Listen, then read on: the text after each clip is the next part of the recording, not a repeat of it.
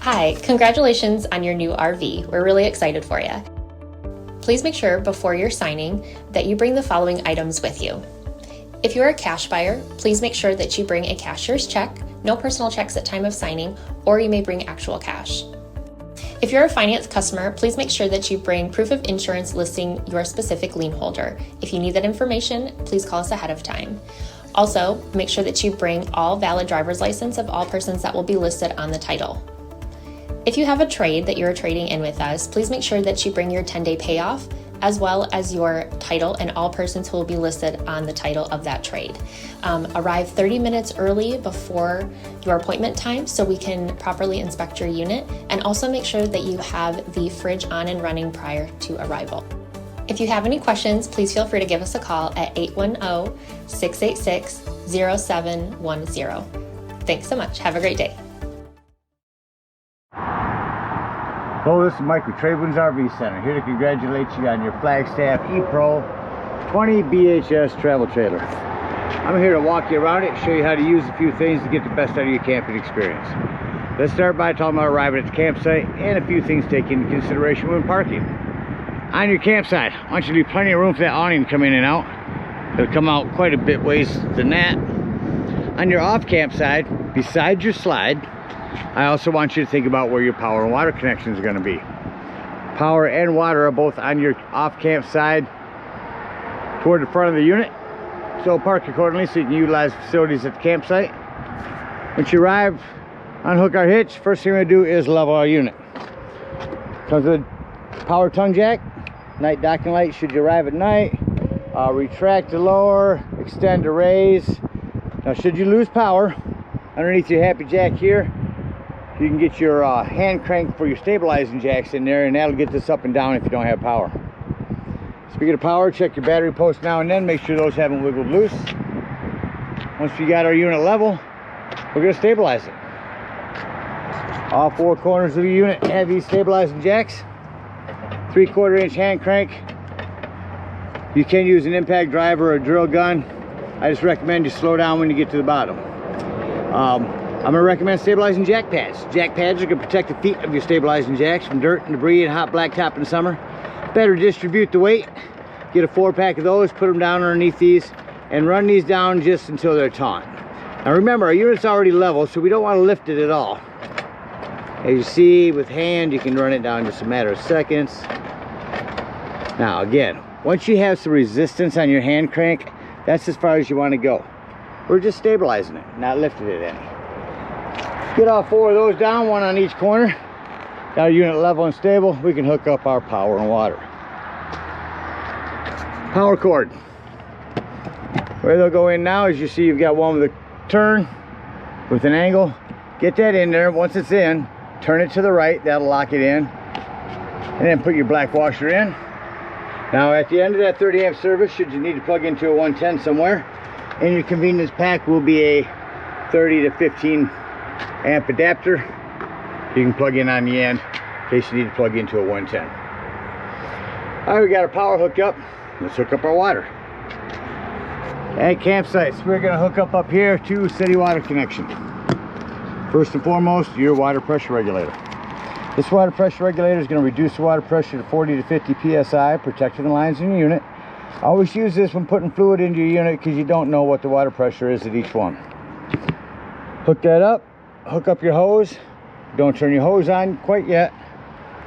Let's check our hot water heater. And all we're doing at this point, folks, make sure our drain plug's back in. Throw some plumber's tape around that. Not putty. Putty will gum up on you. Some plumber's tape around that. Get that in there nice and snug. And then you can go ahead and turn that hose on. After the hose is on, go inside. If you need to, deploy the slide. But I think you can get to your water lines without it. Anyway, get in there, open up your slide, open up all of your water lines. Get a nice steady flow of water going through them, get all the air out of the lines, shut them off, then you'll know that your hot water heater is full. Then you can turn that on from indoors. If for some reason your hot water heater doesn't seem to work, come out here to see if these are bubbled up. If they are, simply press them back in. They are reset buttons. And up top here will be your pressure release valve. Now let's say we're going to go camping and we're not going to use city water. We're going to go dry camping or boondocking. In that case, Right next to our power outlet is our freshwater tank. No need for a water pressure regulator here. Simply fill this with a hose, gravity fill it. Don't leave it unattended when you're filling it. While you're filling this, have someone inside checking the levels of this. Two ways to tell when it's full. One, there's an overflow valve right here, or two on the inside where you have a black and gray tank. So you also have a freshwater button. That'll tell you when this is full. When it is, remove that hose, put your cap back on, and then whenever you want to utilize that water, you'll turn on your water pump. Don't turn on your water pump when using city water. That's already pressurized. All right, we're all set to camp with power and water. I'll go ahead and walk you around the rest of the outside of the unit, starting here on the off camp side. Again, city water connection. Here's where you will inlet your antifreeze. You'll bypass your hot water heater and turn on your water pump to inlet antifreeze here. Up here, cable and satellite hookup. Some docking lights for up front. Hot and cold shower here. Big pass-through storage area. There's your griddle and quick connect. You have a wheel you can put on the front as well. Freshwater, power. Again, your hot water heater. Down here is your freshwater drain. There's a spot to put your sewage hose when you're done with it.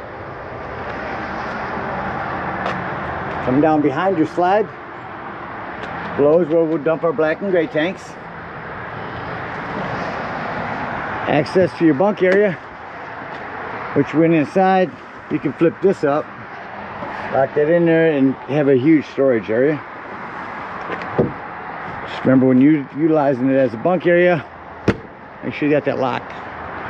Get a ladder, utilize it, go up there, check the seams of your roof, caulk as needed with recommended RV roofing caulk. You also prep for a Furion backup camera.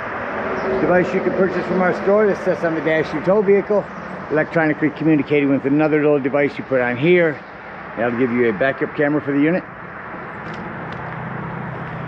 Tank flush, that'll clean out our black tank. We'll talk about that when leaving campsite and dumping our black tanks. I don't have your awning all the way out.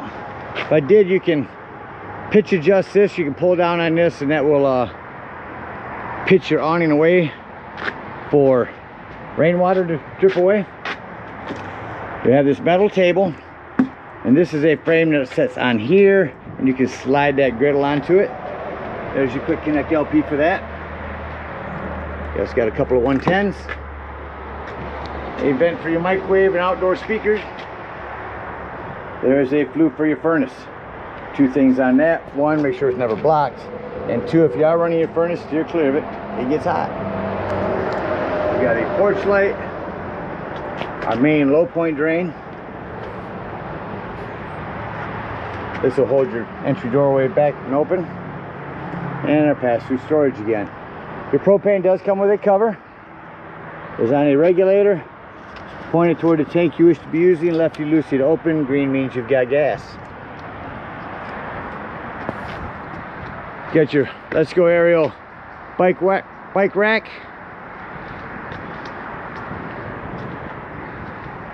And that about covers everything on the outside. Let's go take a look on the inside.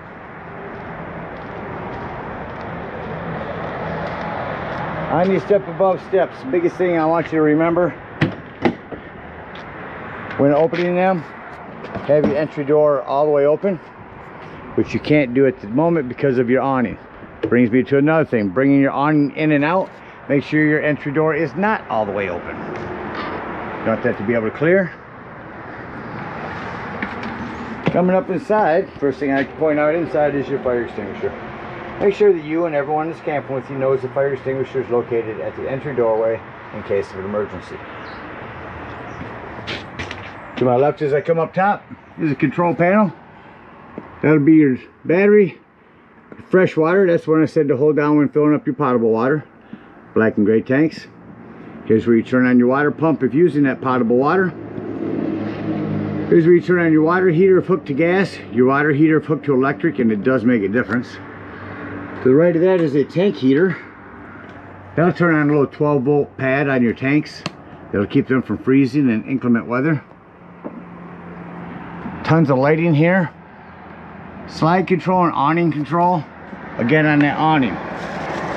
When running that out, you only want to run it out until your flap falls down to 90 degrees and you can see your bar. If you hold that down and keep running it out, it'll start running itself up and backwards. So keep an eye on it when you're running it out. Make sure you don't run it out further than you need to.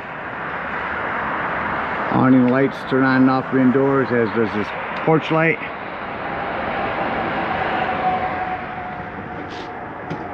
.110 with GFCI reset right by the doorway. Coming inside, I'm going to show you the Lippert One Control app. You can do just about everything I just did from this control panel on your phone. Your awnings, your slides, your lights. Download the app. It's in the Play Store. Kitchen sink. Your cooktop has a light and a fan. Glass top makes an excellent backsplash. Just turn on your light. Turn this to high. Hit your spark, and when your gas is turned on, these will light. Same thing on the oven. No need for a pilot light anymore. Turn it to this flame. Spark it down here. Then set it to the desired temperature. Rock that panel light down for an oven light. Next to your microwave, around the corner, is your GP Electric Go Power Solar Control Panel. The whole purpose of this is to keep your solar panels from overcharging your batteries. I'm going to send you a separate video from GP Electric on it. Not much you have to worry about other than just making sure that it is on the correct battery. I'll make sure that's included. Microwave, smoke alarm, Magic Chef fridge. Down below your fridge is your access panel to your breaker box and fuses. Got a little variety there. Highly recommend having some of those with you when you go camping. To the right of that is your 12-volt carbon monoxide propane detector. Now the reason I mention that's 12 volt, it's always running off your battery. I don't recall showing you, but just below your propane tanks is a battery disconnect. That will disconnect all the battery power to the unit. If you're out dry camping or boondocking, nothing plugged in charging your battery, and you're going to be gone for the whole day, you don't want this to run your battery down, use that battery disconnect. Back in our bathroom, we do have a hand crank open power exhaust here. Turn that on there.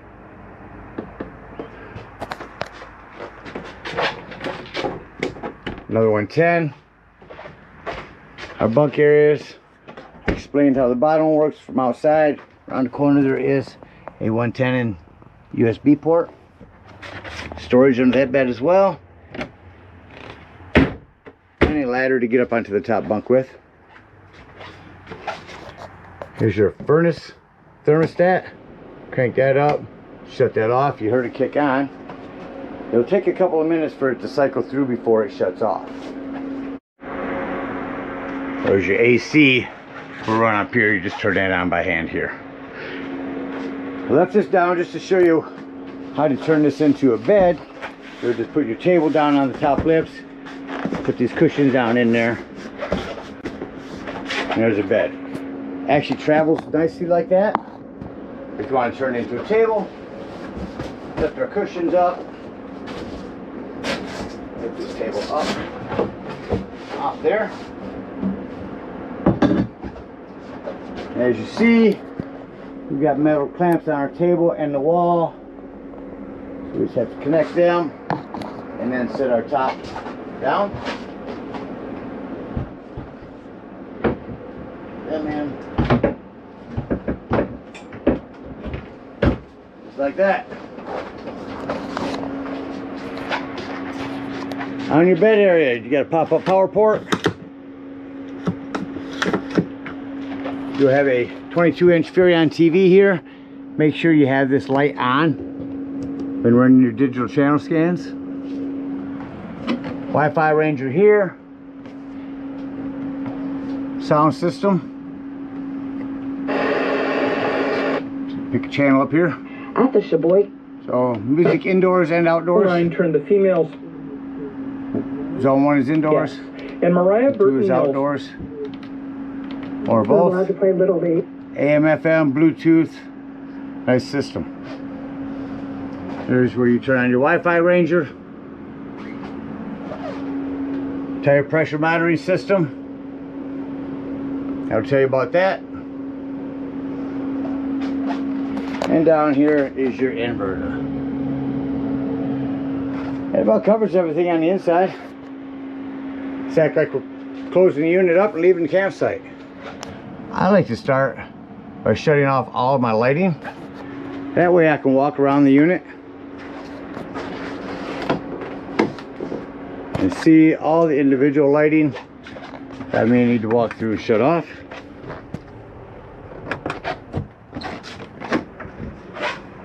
All off in here, make sure our vents are closed.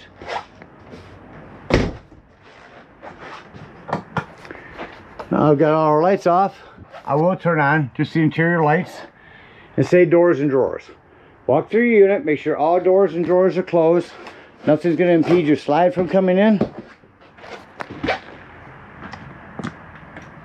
Slide out, yeah.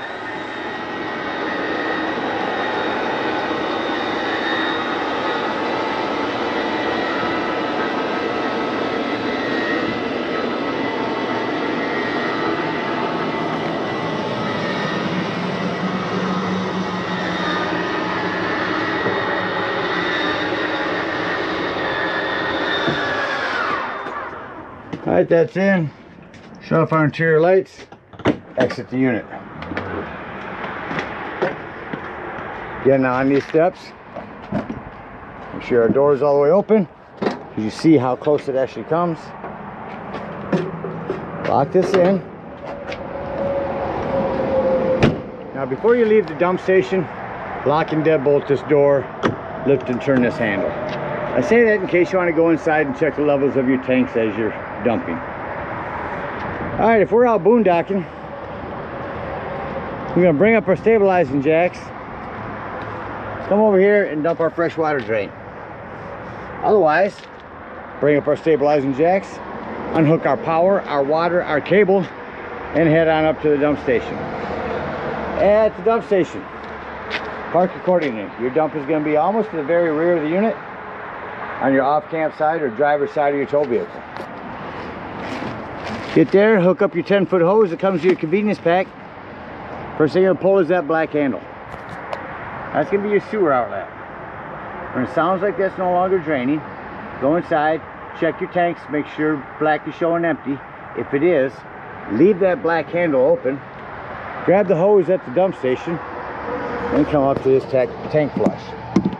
Hook up that hose, let that run for a good 5 minutes, emphasizing full open valve on your black tank.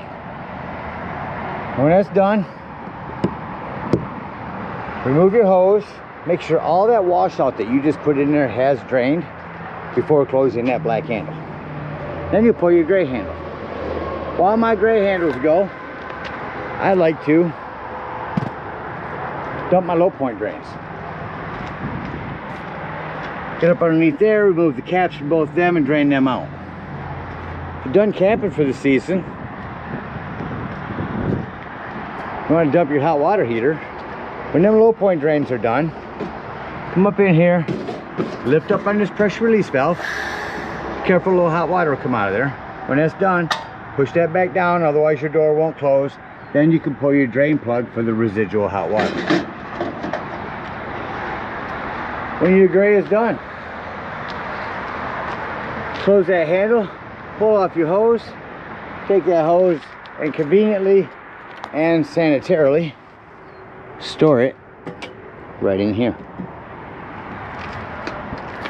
Then head on home. Again, thank you guys so much for your purchase.